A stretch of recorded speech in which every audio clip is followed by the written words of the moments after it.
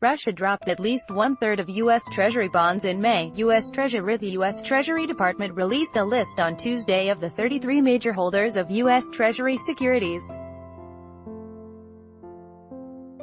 Russia was no longer listed among them.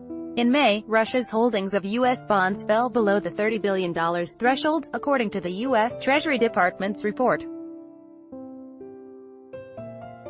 This sale comes after similar sales of U.S. Treasury bonds by Moscow in previous months.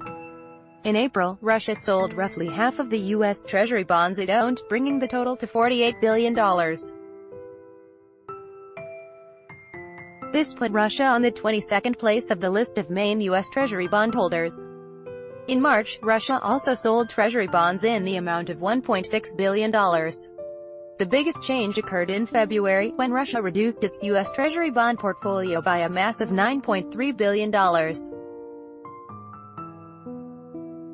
By contrast, in 2017 Russia increased its U.S. Treasury bond holdings from almost $70 billion in March to more than $92 billion in December of that year. China remains the main holder of U.S. Treasury bonds and its holdings amount to more than $1.18 trillion. Japan is second, owning more than $1.04 trillion. Italy holds the last place on the list of main holders of U.S. Treasury bonds with $30.2 billion, according to the data revealed on Tuesday.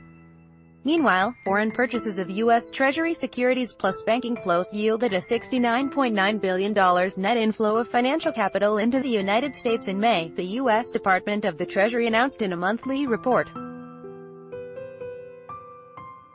Net foreign private inflows were $58.8 billion, and net foreign official, government inflows were $11.1 billion, a press release summarizing the report stated on Tuesday.